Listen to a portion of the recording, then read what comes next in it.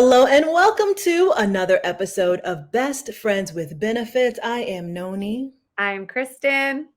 and today we're really excited about this topic. We are both in this category now. We're talking about marriage.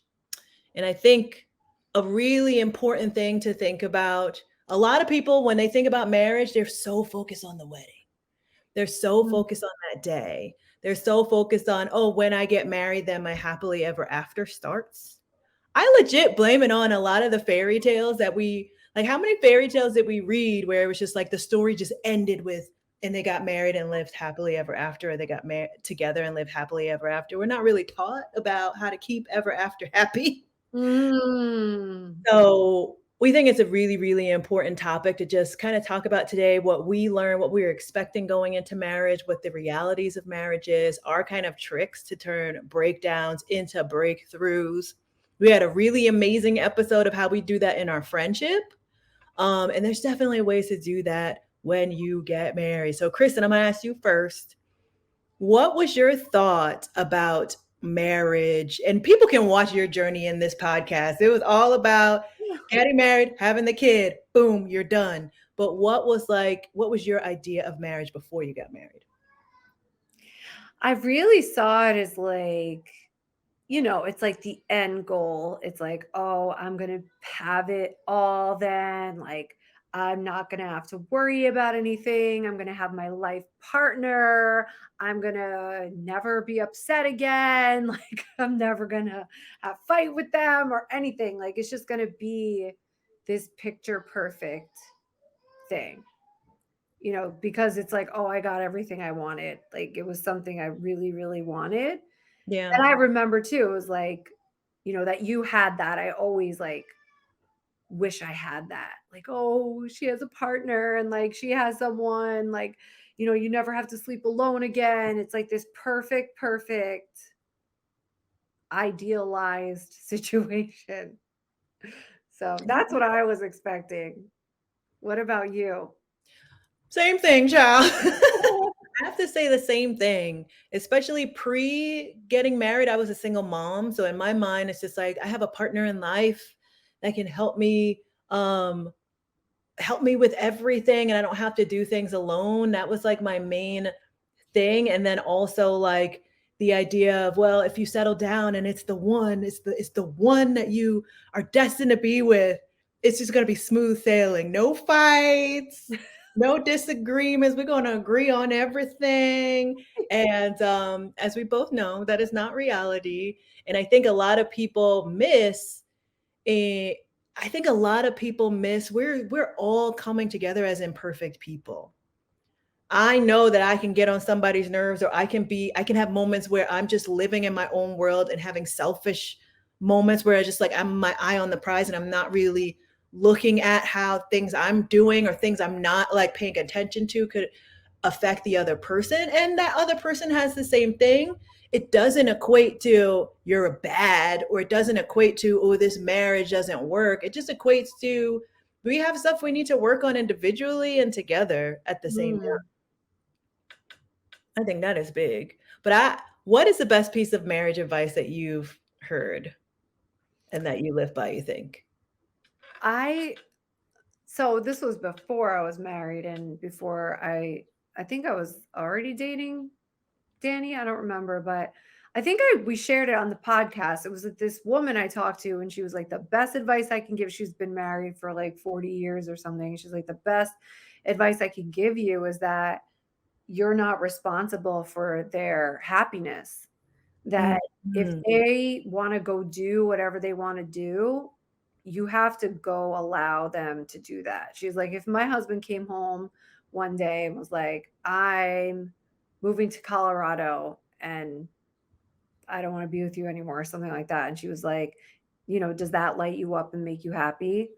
And if he says yes, then she'd be like, okay, go. Like at the end of the day, it's not about like using each other as sources of happiness, basically. Like if they're, whatever lights them up, whatever they're happy about, like it's so hard because sometimes you want to like make them happy or like, oh, want to cook his favorite meal and make him happy. But like there's nothing you can do. Like, each person is responsible for being happy or not. Like, you Yeah, can't ever make. So I loved that. Like, because then that just takes the pressure off of, like, there's literally, it's not your responsibility to make someone else happy.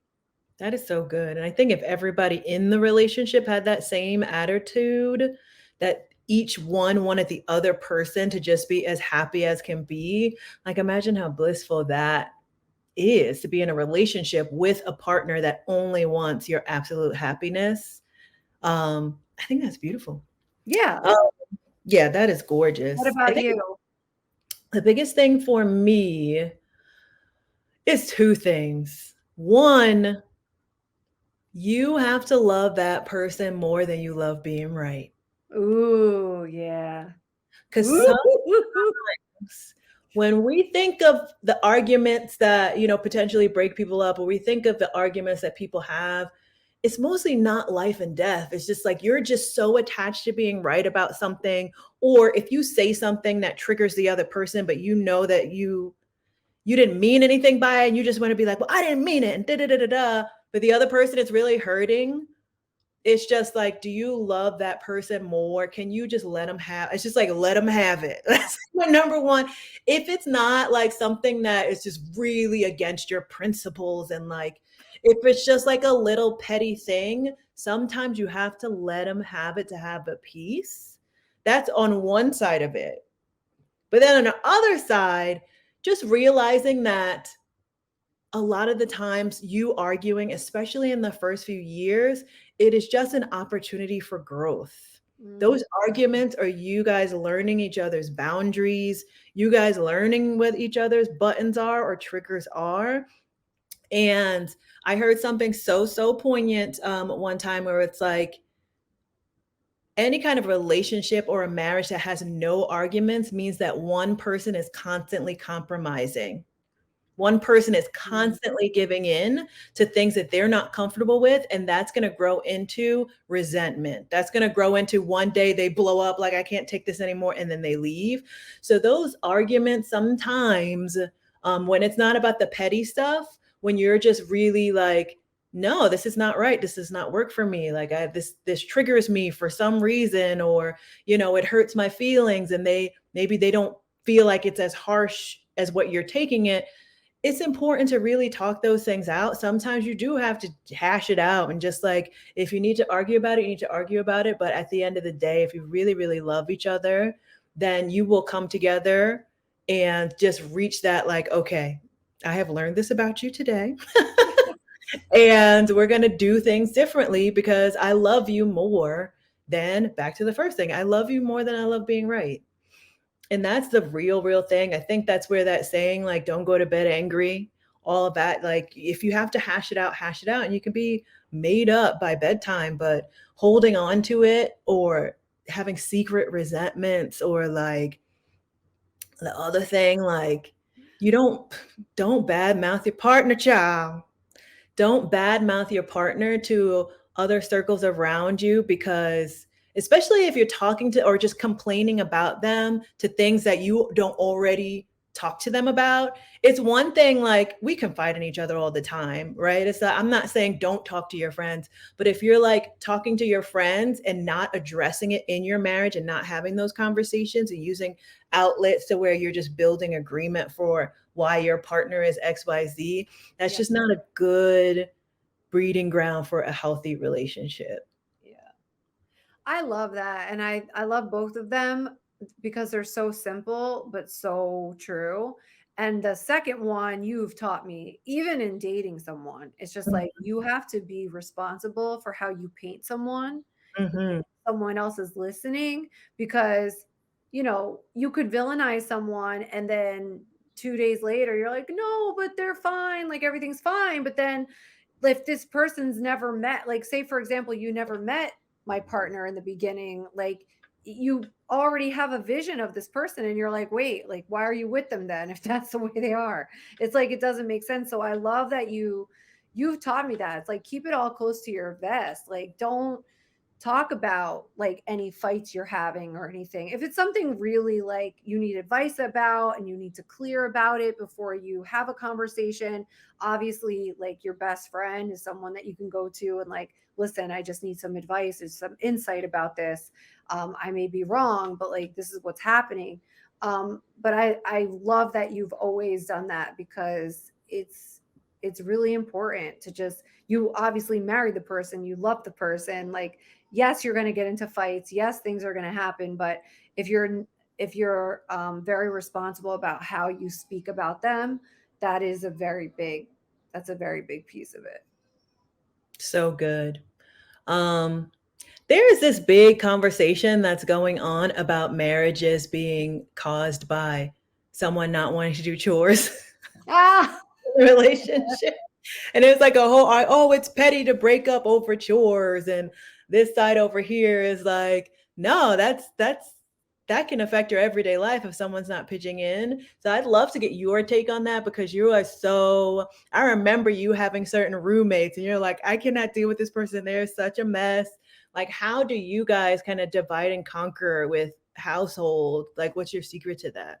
it's so funny you said that because it's like I almost think that, I mean, and this is a full disclosure, like I went to Danny's apartment one time, and that was when he was already like, I'm moving in. I was like helping him move his stuff out. And I walked in and I was like, whoa, That's he still had a suitcase in there for like, 2 months ago before. I was just like, wait, like you're very disorganized. But every time he came to the place before he moved in, he was always like making the bed, putting the dishes away, cleaning. Like I think it's you, if you create the environment and you keep it that way, it's almost like a teach him how to treat you thing. It's like if he's just gonna follow suit. Like if you keep a nice place clean, like he's just keeping up with the way the place already was. So yeah, and he's amazing. Like he does all the dishes, he makes the bed, he does the laundry, like,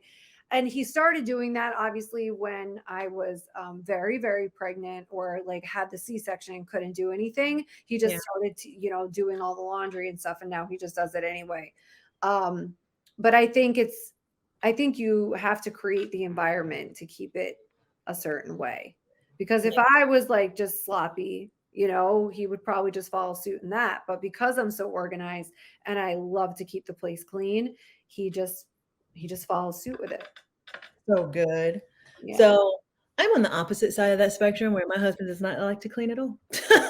He does not like to clean at all. And I think it's really looking at what is workable for every situation, for every pairing, for every couple. So with us, I just want him to clean up after himself. If he cleans up after himself and I'm not going behind him and like picking up his dirty clothes, I think that that is the compromise we've kind of reached. He also makes the bed every day in the morning, which was a big thing because I get up way early because I have to get all the kids ready for school. And I don't like going back into the bedroom and like the sheets are everywhere. So he has learned to put the bed together, even though I go and adjust it after him because I like it done a certain way. But I'm not like, we have like a funny relationship where I like rag on him about it, like, oh, thank you so much for your attempt at making the bed. He's like, oh, I tried. But it's like making adjustments along the way because there's certain ways that I like to do things and I like to clean things that he's just not the same. So we'll just make sure that we do a division of labor of things that works for him. And then I also have teenage boys, so they do a lot. They take out the garbage and they do all those things. The other thing I will say that is a marriage saver, and I think a lot of people overlook this because they assume it's something like, oh, this is for rich people. Having a maid service or somebody come to clean or deep clean every once in a while. Oh yeah. That is so great. I was able to find somebody by me that's $150 every time she cleans. And I think when people think of like a maid service, they think in hundreds of dollars. Sometimes it's not even that. So just really thinking like if you're at home and you're struggling on a division of labor or That's the thing too, is like secretly sitting back and resenting, like, why do I always have to do this? And why don't they pitch in and do that? Y'all need to have that conversation. Yeah. I mean, Conversation. that is so great because when you said that thing about the cleaning person, I had the same thought about about our nanny, Marta. Mhm.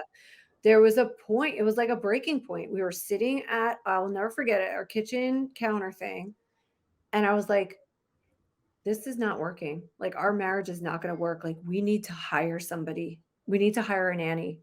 And then I thought of Marta, like, out of nowhere, like, I remember you in the back of my head, like, "Oh, you should call Marta."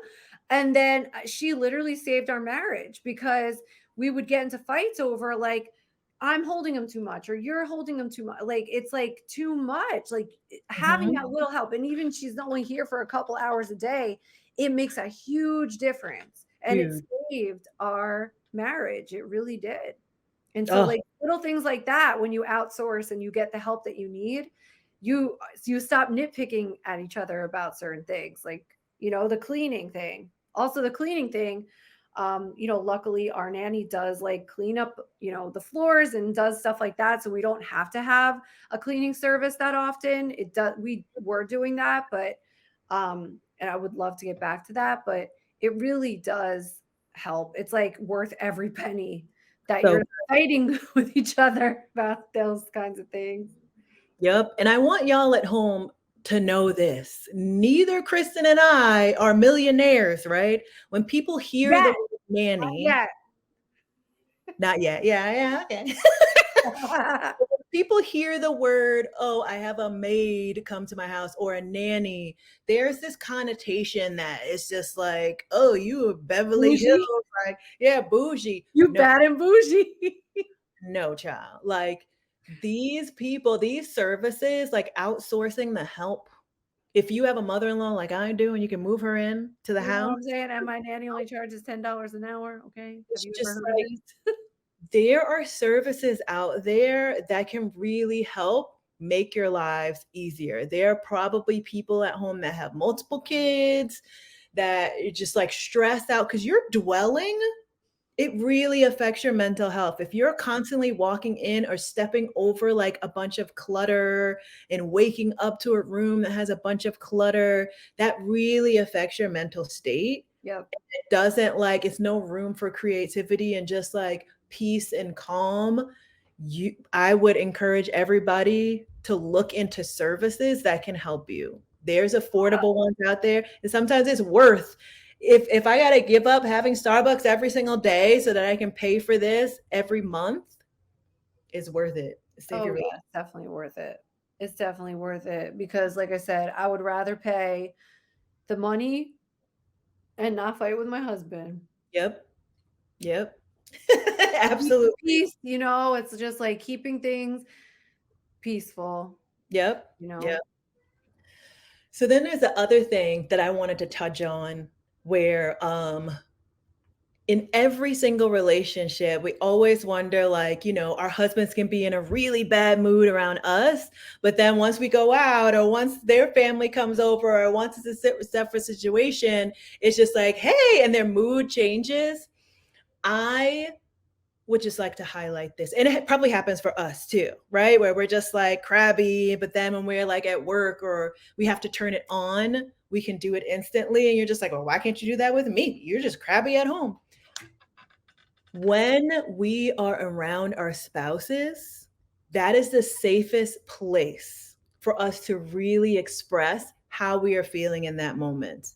If we are sad, if we are disappointed, if we're feeling depression for whatever reason, no matter what, or anxious, anxiety, when you're with your partner and that is your safe space of like, this is my person and they're going to take me as I am, that's why that kind of shows up to where when you go out to the outside world, or if I'm in a crappy mood and I get on a Zoom and I'm like, hey everybody, it's just like that's the face that we put on with other people because we're not safe in those other environments. I don't Mm. know if like my coworkers are going to judge me if I feel a little bit down and I'm just not like the happy-go-lucky that they're used to me being.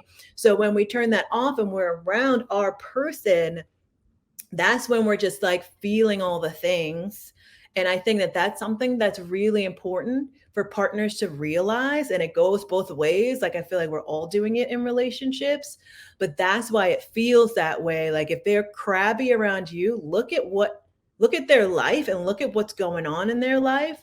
And if it's something that they really need support on and grace on from you because you're that person, it has nothing to do with them being irritated by you or anything like that. It's just they're irritated by life and they're showing you they're showing Wow. you those things. And I've been on both sides of that. So I understand why it's important to give our partners grace sometimes, because we're not always on level 10 up. Like, life is tough out here. So Mhm. we're just letting our partners like see all that good, bad, and ugly.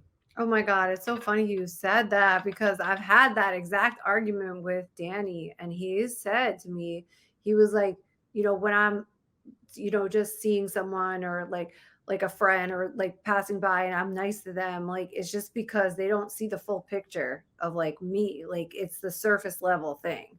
And like you said, you could turn it on and off. But then this also reminds me of something I actually saw in Miss Rachel. She was like, why do someone said, oh, why do my kids they're always good for their babysitters or good for their nannies or good at school and then they're so bad at home. And she was like, you should take it as a compliment because that means they feel safe with you.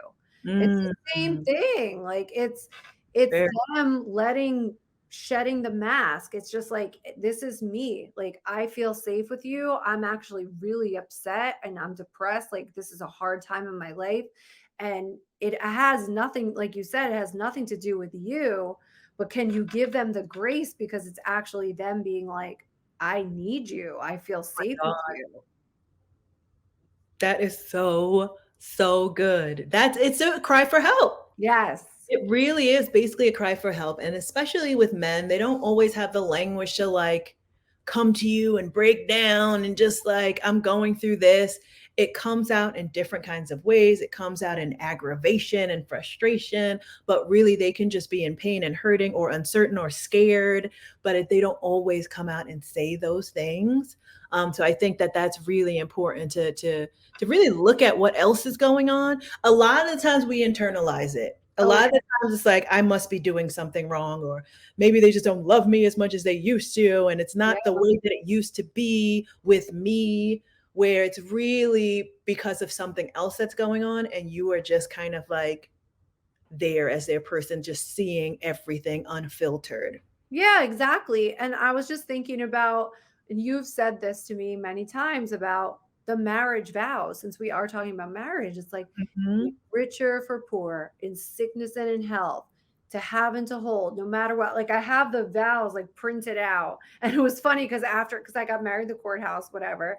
Like the guy, he was like, read these to each other when you guys are in an argument. It's just like that Mhm. is why they made them that way. And like Yeah. even just this past year, like, my husband's actually looking for a job right now. He's, richer or poor, Yeah. sickness and health. I was just had a cancer scare. It's just like Yeah. they make those vows for a reason. Mhm. And that is also part of the whole thing. It's like if you take that person as your word and like you say, I do, that person's not going anywhere. So it's like Right. I can be myself. I can be upset. I can show you who I really am. Like, yeah, we're not always going to be, like you said, at a level 10 and like turned on and like happy all the time. No, it's just not the reality. Like, you're going to see the good, bad, and the ugly.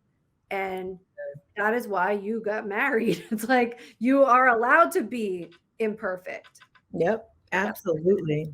So we're going to switch gears right now and do a little Reddit marriage advice needed, and react to it. You ready? You ready? I'm ready. So this one is titled Marriage Advice for New Parents. Oh, that's good for me. I've been there. So let's see. Okay.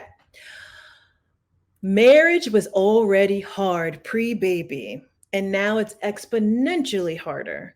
Anyone else experience this? What helped you get through it? Any activities or books you would suggest? I'm tired of just feeling like the weight of the world is on my shoulders. Whoa.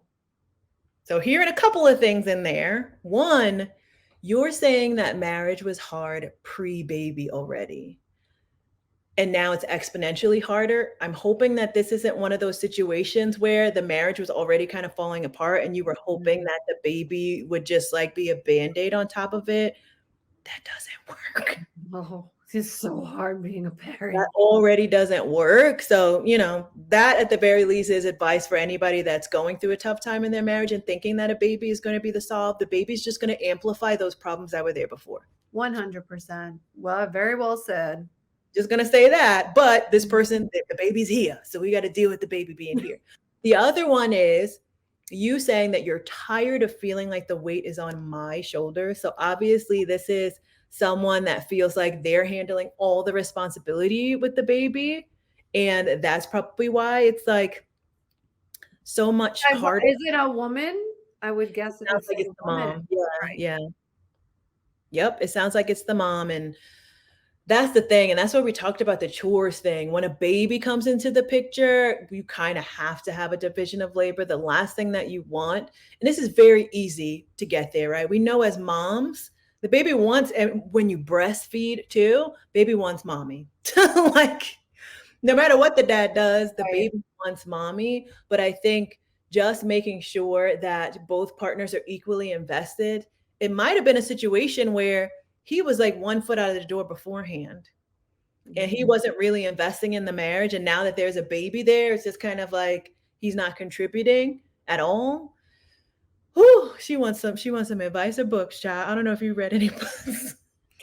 Um, no, but I think just from what you said and like living through it, you have to, again, like you have to give yourself grace because not only are you married and you have a husband, but you just had a baby and you have all of these hormones and all of these emotions and postpartum. And like, if you did have a C-section, it takes a long time to recover from that. And, there's just so much on top of your plate. Like, I think, I think the whole, what you just said about delegating chores, but also just having support. Like, one of the things that, someone told us to do and we didn't do it, we probably should have, was like setting up a meal train page of like Mm, people sending meals because that was one of the things. It's like we had a lot of visitors, thank God, a lot of visitors that brought food, but that's like a big thing. It's like who's cooking the food because the woman in the house usually is the one preparing the food.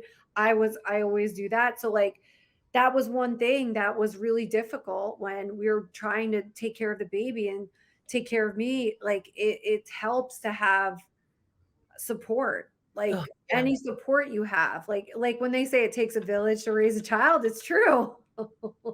So just get yourself a lot of friends, a lot of support, a lot of people sending some food, or even people to vent, just to vent to and talk to. Like, the fact that she said like the weight of the world is on your shoulders, like that's very deep. Like maybe you should talk to somebody about that. Mhm. Because it's not easy, it is hard. And yeah, and I think you're right about saying like, "Oh, was the marriage hard before?" I mean, I don't have that experience because I got married after the baby was already here, and it's difficult, just like Mhm. parenting in general and having a supportive partner in the picture. Like I have to say, like, Danny is a super dad. Like, he is a better dad than he is, not saying he's not a good husband, but like, he is the best dad I could have ever, that I've ever witnessed. Like, he would get up in the middle of the night constantly just to change his diaper or try to put him back to sleep. Like, even though he needed me and breastfeed, like, I would just see him like sleeping in the rocking chair with the baby. Like, he Mhm. just went above and beyond as a dad. So I really lucked out with him. Like I really feel so blessed and lucky I have him in my life.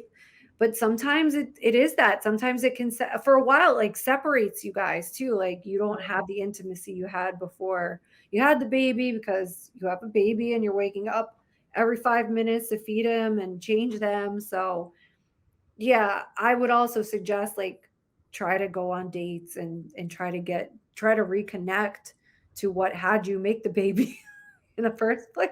This is so good. Uh, yeah, that's my advice. Such great advice, and, just to echo you, having support, asking for help. Because Yeah. if you're feeling like the weight is of the world is on your shoulders, um, who knows what they might be feeling at the same time as well. But having some outside support on top of, y'all just need to have an honest conversation with each other in a very calm manner, right? Like, don't bring it up when you're just like at the end of your rope and frustrated and you're just gonna like unload, but just have the conversation of like what your needs are. Maybe that is something you guys need to sit down and you're like, hey, I need some help around the house. If they can't do it because they're like out working all the time, maybe it is hiring somebody that can come every other week to help clean.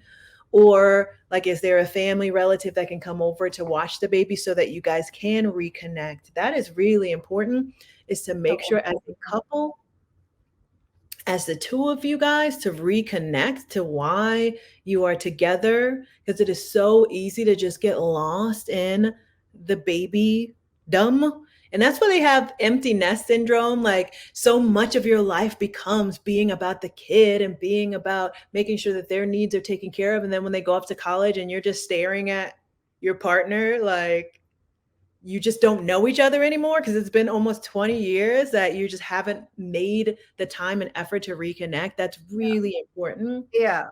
Um, that's Yeah, and so. I think that's so great, and also just having your little things that you don't lose, like, what I Mm, mean, it's so cheesy and, like, so simple, but, like, Danny and I play the Wordle every day, and we always make sure we play it, like, and we don't miss a day. Usually, we never miss a day, and it's such a simple thing, but it still keeps us so connected, like, you know, what the Wordle is and like giving yeah. each other a high five, like, oh wow, we killed it, or playing there's another word game that we play. But like even little things like that, like don't lose sight of what had you guys come together and like rekindling that. Even if it's like you put the baby down in the crib and he's sleeping for a couple hours and you're just like laying in bed together or like watching a movie or just cuddling or something, like you just Mhm. want to make sure you're keeping something alive because you're right, it's so easy to just not connect on that level anymore.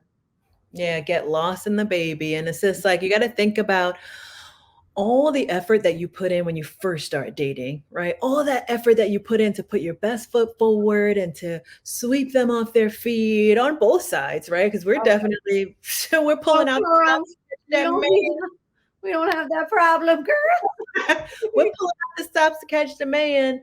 But it's just like all that doesn't go away once you lock them down. It's just like you want to keep the romance alive. It's not going to look like how it looked like when you first got together. It's not like Derek and I used to be out on the town in the East Village going to bars. We're not even interested in doing that anymore. Now we're just exploring our new like country town and our little country bars, but it's still making the effort to be connected, to be together, to laugh, to like build new memories. I That's love that.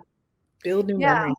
And one other thing to just put a pin on that is like I did get advice from another married friend who has been married for like 25 years or something. And she said, it's never in the bag. Oh, Even though you're married, it's still not never in the bag. Like they could always leave. that's a fact. Like, Divorce rates, child. huh? I said we see the divorce rates, child. Right. It's like, can you still be that loving person and like you said put that best foot forward and like being understanding, being loving, like planning little dates, doing little surprises, like leaving a little note like I love you, or just keeping that romance alive, and like that takes something. Like you can't just like kick your feet up. It's still like it's never in the bag, so you have to constantly be on your best effort. Mhm. I Yeah, love that. I Because love then if everyone in every marriage on both sides had that related to their relationship like that, they wouldn't take anything for granted. it. No. And that's like the nail in the coffin in a relationship when you start taking the other person for granted. Like, I don't really need to do that. They're not going anywhere. They're here. And that's not a good experience for the other person to experience their relationship like that with someone that's just like they're not going anywhere. Everybody should relate to it like that. It's never Yeah, in the bag. I love it. Love it. Well, Great. imagine in the future we'll have a more marriage focused episodes, but I really, really love this. If you guys have marriage advice that you live by that is tried and true, works for you, whatever you're watching on, make sure that you comment and let us know. We'd love to, read what your advice is. Once again, I am Noni. Follow me on the Kristen. IG. That's Kristen. Follow her on the IG. Follow Best Friends with Benefits. If you are listening to our podcast, make sure that you go and leave us a review. We want some 5-star reviews up in there. Follow us on Instagram and YouTube if you want the visuals. You know what I'm saying? We will see you next week with a new topic. Later, y'all.